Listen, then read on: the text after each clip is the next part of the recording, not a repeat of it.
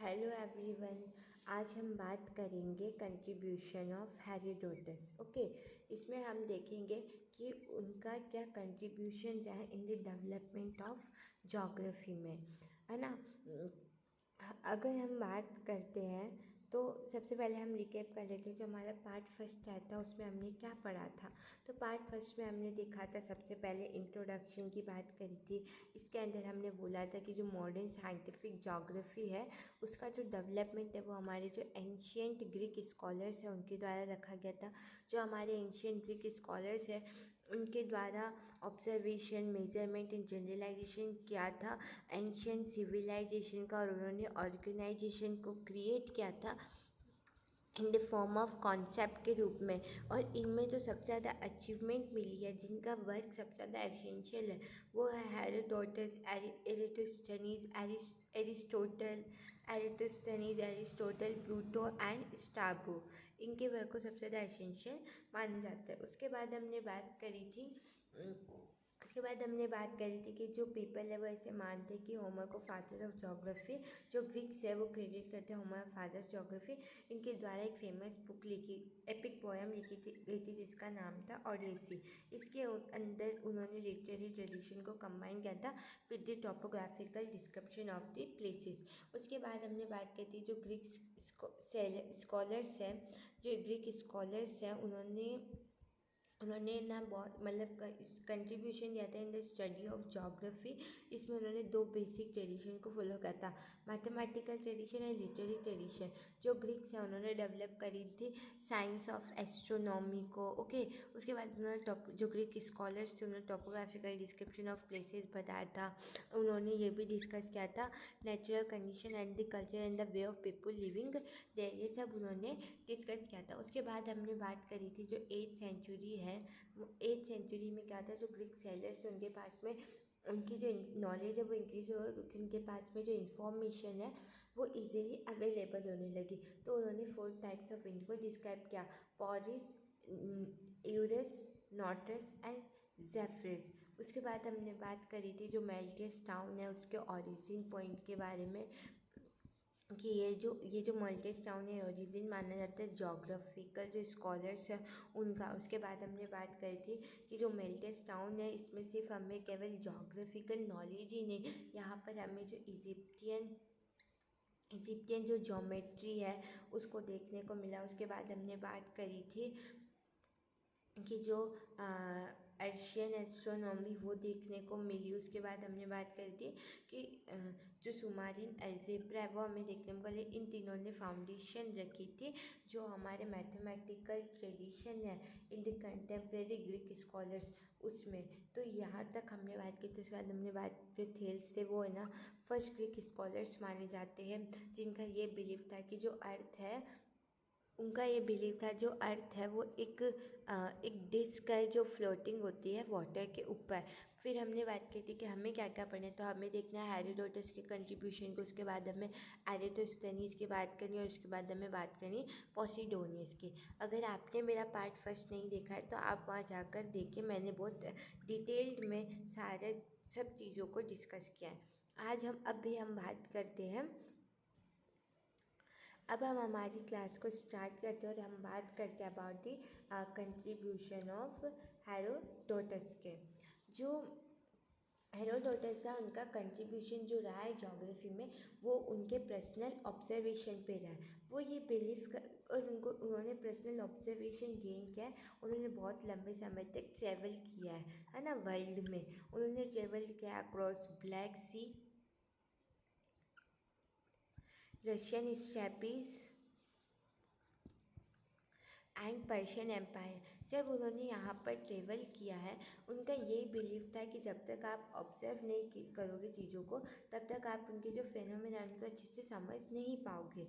उन्होंने जब यहाँ पर इतना लंबा ट्रैवल किया तो वो ना डिफरेंट जो कल्चर ट्रेड्स के पीपल थे उनके कॉन्टेक्ट में, जिनसे ग्रीक्स पहले नहीं मिले थे। तो ये काफ़ी इंटरेस्टिंग पॉइंट था कि जिन लोगों से ग्रीक्स पहले नहीं मिले, या हम कह सकते जो नॉन ग्रीक्स पीपल थे उनके कल्चर ट्रेड को जो हेरोडोटस है उन्होंने बहुत अच्छे से समझा और फिर उनका एक विविड पोर्ट्रेट तैयार किया।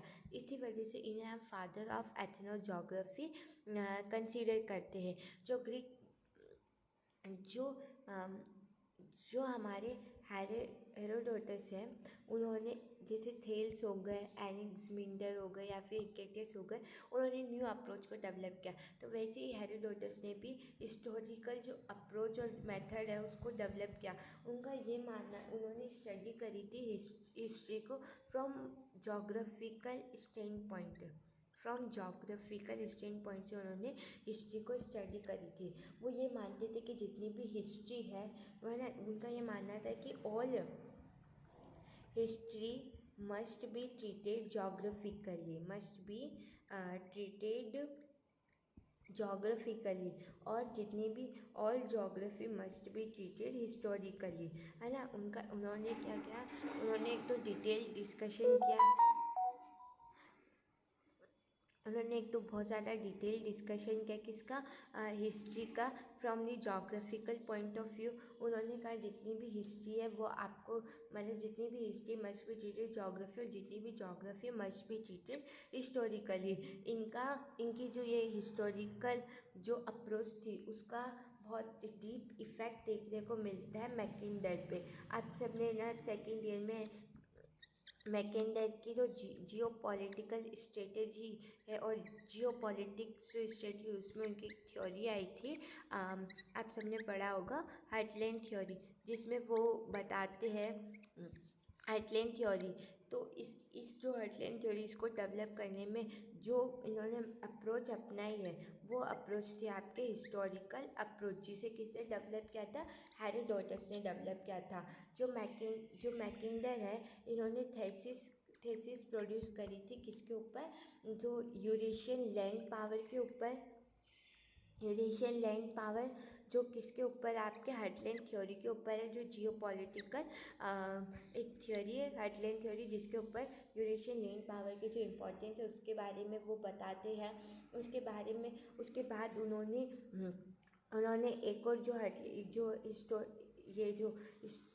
हिस्ट्री अप्रोच एंड मेथड है या ट्रेडिशन है, इसको आप यूज़ कहते हैं, है ना, स्ट्रगल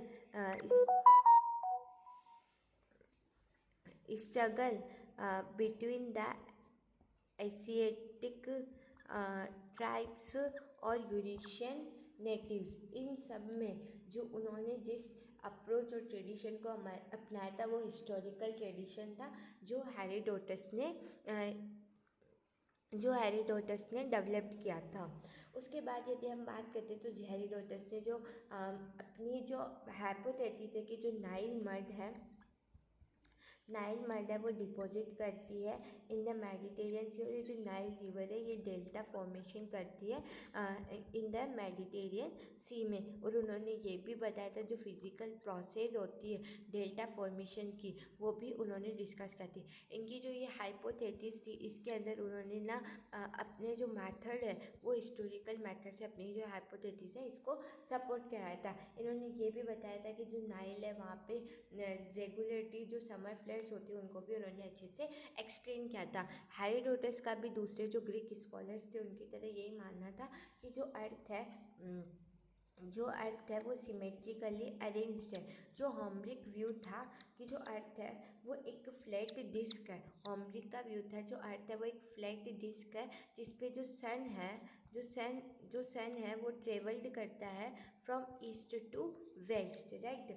जो हेरोडोटस है उन्होंने हेरोडोटस का एक इम्पॉर्टेंट रोल माना जाता है ना। इन्होंने क्या किया था, मेरिडियन को ड्रॉ किया था, है ना। इन्होंने मेरिडियन को ड्रॉ किया था, इन्होंने मेरिडियन को कहाँ से ड्रॉ किया था, इजिप्ट से। उनका इजिप्ट है, वहाँ से जो सिलिका है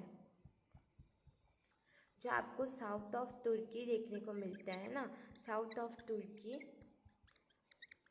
मतलब इजिप्ट से साउथ ऑफ तुर्की, और उसमें एक पेनिनसुला सिनोप जो आपके ब्लैक सी में है ना, वो आपके ब्लैक सी में आपको पेनिनसुला सिनोप देखने को मिलेगा जो सिनोप सिटी में। ये एक इम्पॉर्टेंट जो सिनोप सिटी बहुत ज़्यादा जो सिनॉप सिटी है बहुत ज़्यादा हिस्टोरिकली इसका इम्पोर्टेंस है।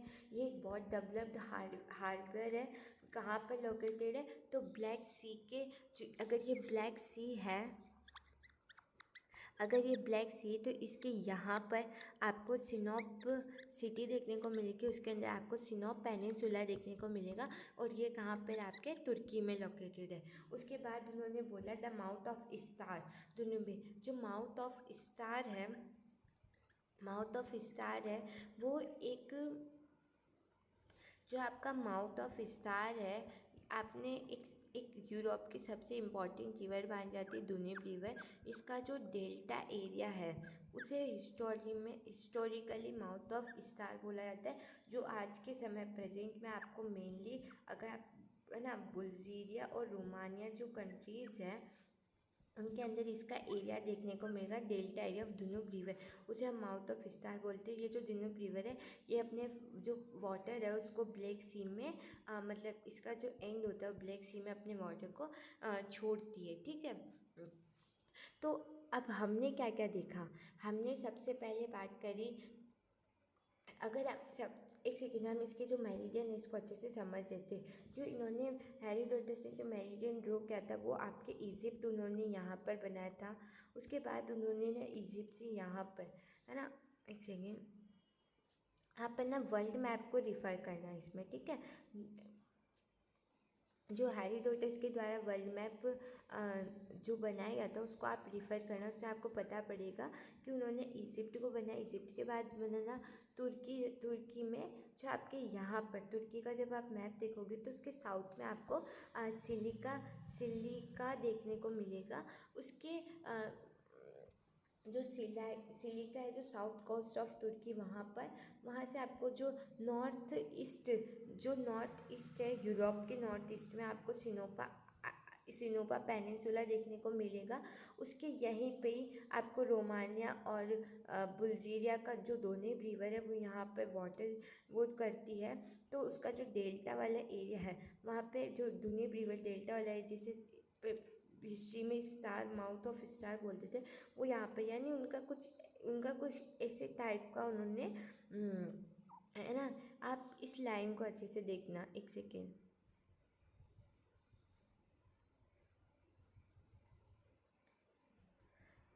जो मैं समझ पाई वो यही था कि उन्होंने ना कुछ उन्होंने ना ऐसे मेरिडियन को ड्रॉ किया था। ये उनका मतलब फर्स्ट मेरिडियन उनका कुछ ऐसे ही था, जहाँ पर आपको यहाँ पे सिनोपा देखने को मिलेगा, है ना। उसके आगे आपको दुनूब रिवर का जो डेल्टा वाला फॉर्मेशन है वो यहाँ देखने को मिलेगा, यानी उनका इस तरीके का मेरिडियन था। ये टिल्ट नहीं था बट ऐसे था, ठीक है। ये वाला उनका मेरिडियन था।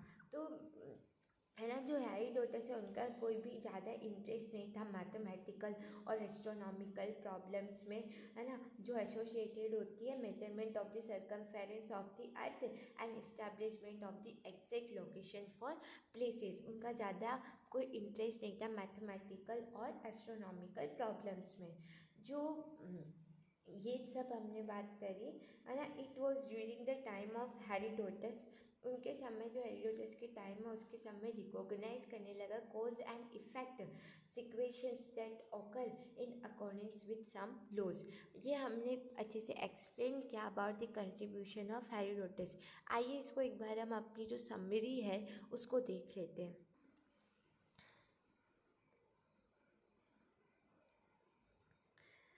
ये मैंने एक समरी बनाई जो आपको अच्छे से क्लियर हो जाएगी। कंट्रीब्यूशन ऑफ हेरोडोटस देखा, उसमें हमने देखा जो हेरोडोटस है बहुत ज़्यादा बिलीव करते थे पर्सनल ऑब्जर्वेशन में, जो उन्होंने ट्रेवल किया था बहुत सालों तक, यानी उनका जो कंट्रीब्यूशन माना जाता है जोग्राफी में पर्सनल ऑब्जर्वेशन पे है ना। वो ये बिलीव करते थे ऑब्जर्वेशनल स्टेटमेंट, जब तक आप चीज़ों को ऑब्जर्व नहीं करोगे तब तक आप उन चीज़ों के उनके जो फिनोमेना है उनको अच्छे से नहीं समझ पाओगे। उन्होंने ट्रेवल किया था cross Black Sea, Russian steppes and Persian empire, है ना, come into contact with the people of varied culture traits whom Greeks not meet earlier, ठीक है।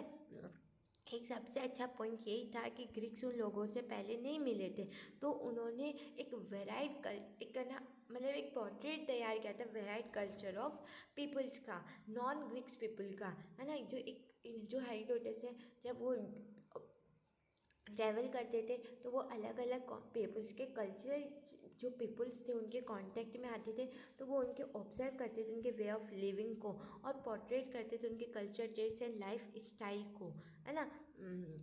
इसी वजह से इन्हें हम father of ethnography consider करते, क्योंकि क्योंकि जो हेरोडोटस है उन्होंने विविड पोर्ट्रेट तैयार किया था culture trades of people strange to the Greeks. He is known as a father of ethnogeography. उसके बाद हमने देखा था जो हेरोडोटस है उन्होंने हिस्टोरिकल जो अप्रोच है उसको डेवलप्ड किया था। इसके अंदर उन्होंने बात करी थी और उसका कैसे डीप इम्पैक्ट, उनकी जो हिस्टोरिकल अप्रोच है उसका कैसे डीप इम्पैक्ट पड़ा है मैकिंडर पे, और मैकिंडर ने अपनी जो थ्योरीज दी थी उनमें भी उन्होंने हिस्टोरिकल अप्रोच को दिया। अब हम बात करते हैं कि जो मेथड्स है हिस्टोरिकल जोग्राफी के to support the hypothesis that the Nile mud deposited in the Mediterranean sea had built a delta. इसमें ये जो हाइपोथेसिस है इसके अंदर जो हेरोडोटस है उन्होंने हिस्टोरिकल जोग्राफी से सपोर्ट करा है अपनी इस हाइपोथेसिस को that Nile mud deposited in the Mediterranean sea had built the delta. उसके बाद हमने बात करी कि जो हेरोडोटस है वो ये मानते थे कि जो एंशियंट शोर लाइन है ना, एंड शोर दैट, और वो देखते हैं कि जो मैनी फॉर्मर सी पोर्ट्स है वर फार इन लैंड। जो फिजिकल प्रोसेस है डेल्टा बिल्डिंग की वो भी जो ओकर होती वो भी उन्होंने एक्सप्लेन किया था। उसके बाद उन्होंने यही बिलीव किया था जो अर्थ है वो सिमेट्रिकल है। उन्होंने जो होमलिक व्यू है अर्थ का as a flat disc over which sun travel and are from east to west, ये भी उन्होंने माना था। ये फर्स्ट स्कॉलर थे जिन्होंने मेरिडियन को ड्रॉ किया था ऑन द वर्ल्ड मैप पे।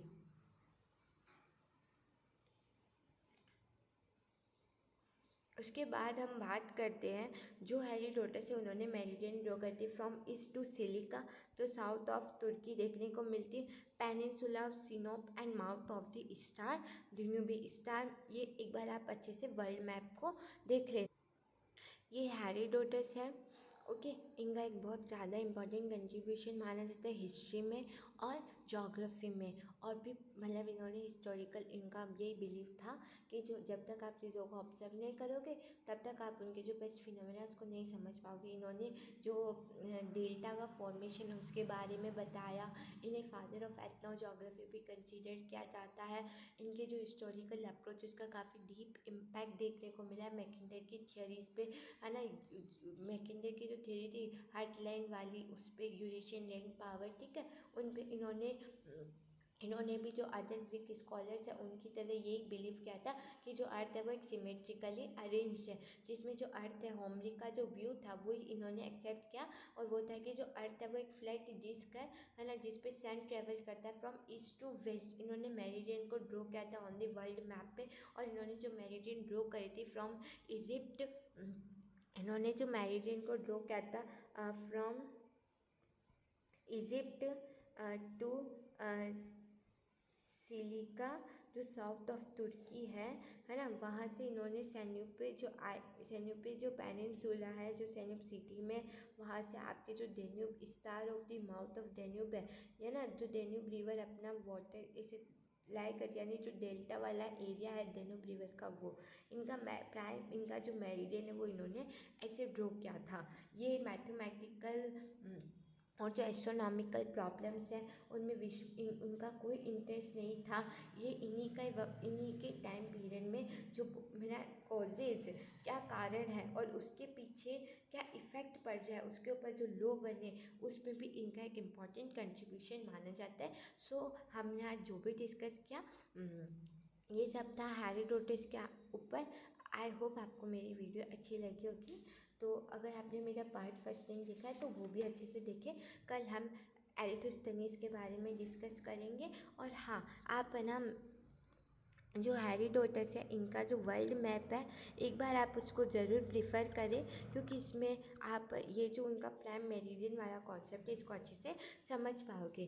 Thank you so much.